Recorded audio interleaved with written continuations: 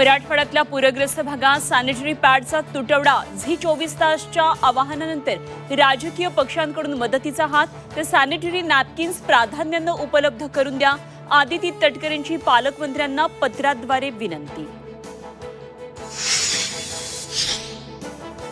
भीषण पूरस्थितीमुळे आधी बांधावर आणि आता लवकरच रस्त्यावर उतरणार शेतकरी प्रश्नावर उद्धव ठाकरेंचा एल्गार।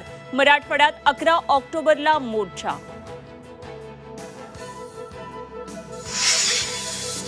दिवाळीपूर्वी सर्व शेतकऱ्यांना मदत देण्याचा प्रयत्न करू उपमुख्यमंत्री अजित पवारांची ग्वाही तर बँकांनीही नियमांवर बोट न ठेवण्याच्या सूचना।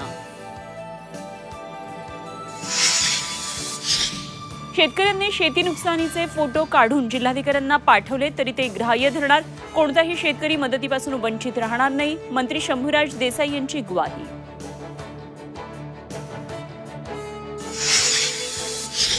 लाडकी बहीण योजनेत सरकारी महिला कर्मचाऱ्यांची घुसखोरी तब्बल 8,000 कर्मचाऱ्यांनी उकळला लाभ। सरकारी बेकायदेशीर लाभार्थींकडून 15 कोटींची रक्कम वसूल करणार।